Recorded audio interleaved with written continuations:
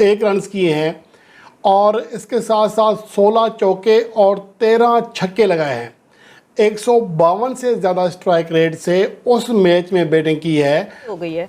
हम पहले कहते थे कि cricket unites our nation, cricket एक ऐसी, in the recent times it is not even uniting our nation that way. हम बाबर के फैन रिजवान को बुरा कहते हैं, रिजवान के फैन शाहीन को बुरा कहते हैं। अब हम में से ज्यादातर लोग यह सोचते हैं कि इंडिया को एक ग्लोबल पावर बनाने के पीछे प्राइम मिनिस्टर नरेंद्र मोदी जी का हाथ है, लेकिन ये पूरा सच नहीं है, क्योंकि वर्ल्ड स्टेज पर अगर इंडिया को पहचान दिलाने में सबसे इम्पोर्टेंट रोल अगर किसी ने प्ले किया है तो वो है foreign minister doctor S Jaishankar जी।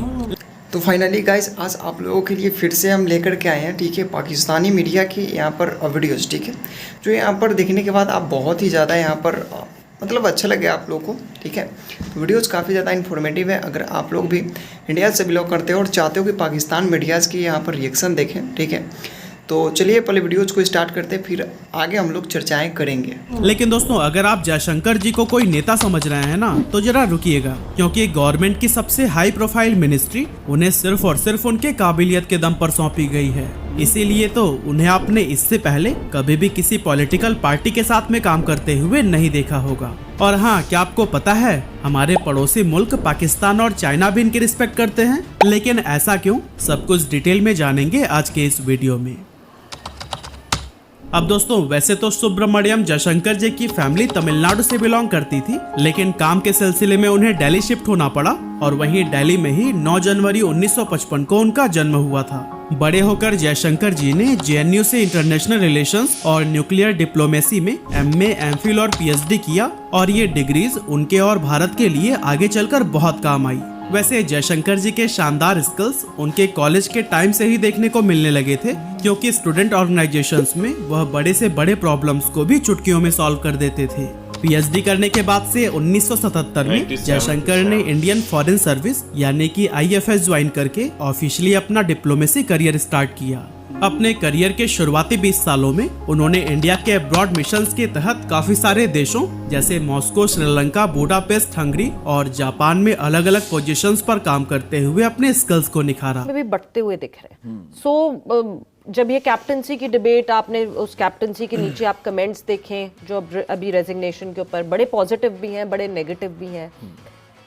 आपको क्या लगता है कि कौन संभाल सकेगा इस मोड़ पे पाकिस्तान? देखिए, I totally agree with sir Azhar Khan कि रिजवान इज़ द पर्सन जिनको आप कैप्टनसी दे सकते हैं, because he is such a cool and काम कैप्टन। नज़र आते हैं जो फील्ड के ऊपर अभी चैंपियंस कप पे भी जिस तरीके से उन्होंने टीम को हैंडल किया। क्योंकि जैसे भी आपने खुद ही कहा कि अब जो आवाम भी बढ़ चुकी है, क्योंकि सोशल मीडिया के आने से और जितना इन्फ्लुएंस सोशल मीडिया का डिसीजन मेकिंग पे होने लगा है, आप किसी भी यंग कैप्टन को, लेट्स से अगर हारिस की बात हो रही है या सऊद शकील की बात हो रही है, सलमान अली आगा की बात हो रही है, अगर आप इनमें से किसी को भी बना देंगे और ऑस्ट्रेलिया में आप हार के आते हैं, तो सारा का सारा बर्डन उस यंग कैप्टन पे आ जाएगा। शायद उसके लिए उतना मुश्किल नहीं हो, उस तरीके से उस चीज़ से बाहर निकलना इतना आसान नहीं होगा उसके लिए। तो रिजवान इज समबडी जिसने क्रिकेट खेली है, तीनों फॉर्मेट्स खेलता है वो, जिसके रिस्पेक्ट भी है टीम के अंदर, जिस जो गेन कर सकता है, जो एक वो बड़े भाई वाला रोल निभा सकता है। क्योंकि पिछले 3 से 4 सालों में बहुत सारे यंग कैप्टन्स बने हैं जो कि शायद अपने परफॉर्मर्स होने की वजह से, एक ईगो हर परफॉर्मर की अपनी होती है, तो उसकी वजह से वो जेलन नहीं कर पाए एक दूसरे के साथ वो बड़ा भाई वाला रोल नहीं निभा पाए।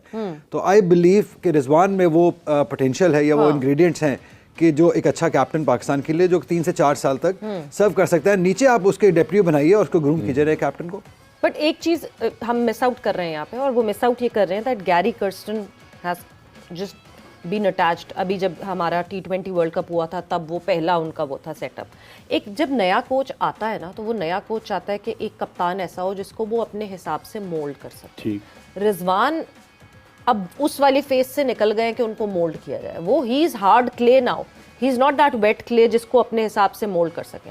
सो फिर कोच कैप्टन कैमराडरी की हम बात करते हैं, कैसे कैमराडरी होगी वो? मेरा ख्याल है कि कोच को भी इतना फ्लेक्सिबल होना चाहिए कि वो इतना रिजिड ना हो कि जो मैंने एक प्लान दे दिया ना, बस वो कैप्टन उसको फॉलो करे। नो, अगर 24 में और अब प्रेसिडेंट कप 2024 में वो छाए हुए हैं।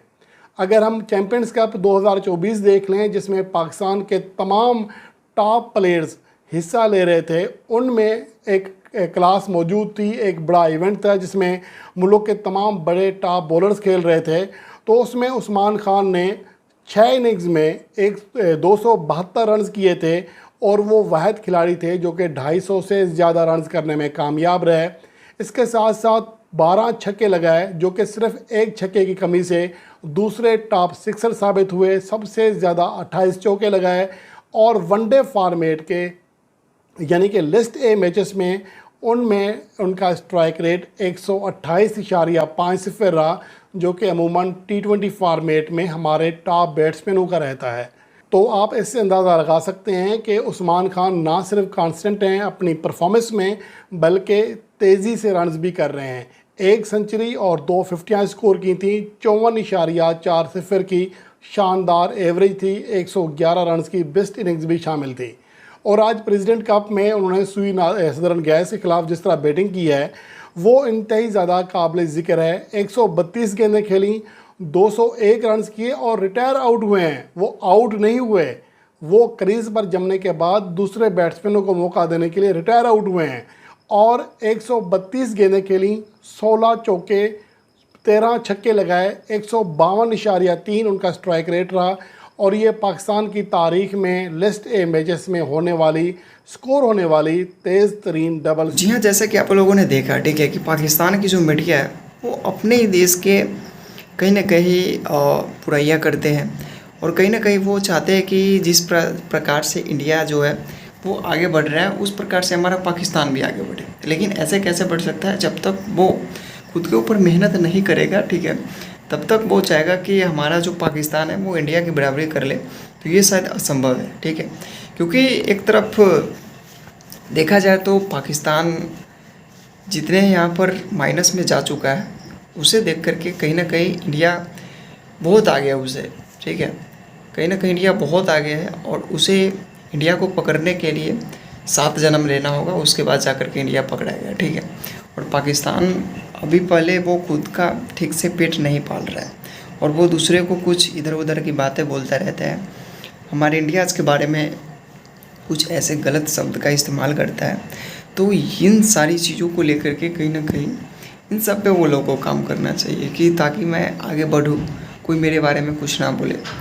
पाकिस्तान जिस तरह से आज पूरे देश के नज़र में गिर चुका है, तो कहीं ना कहीं ये सिर्फ़ और सिर्फ उन लोगों के ही करतूत है और वो हर समय इंडिया को मतलब टॉर्चर करता रहता है, कुछ कभी ये कभी वो। तो इन सारी चीज़ों को लेकर के कहीं ना कहीं उसे बहुत ही ज़्यादा ठेस लगी है। तो इसलिए वीडियोज आप लोगों को कैसा लगा कमेंट करके ज़रूर बताना और इसी तरह के वीडियोस पाने के लिए आप लोग हमारे चैनल को जरूर सब्सक्राइब करें, वीडियोस को लाइक करें ताकि मैं जो भी वीडियोज अपलोड करूँ आप लोग तक तुरंत नोटिफिकेशन पहुँच सके, ठीक है। तो चलिए मिलते हैं नेक्स्ट वीडियो में। इस वीडियोज़ में इतना ही, तब तक के लिए जय हिंद।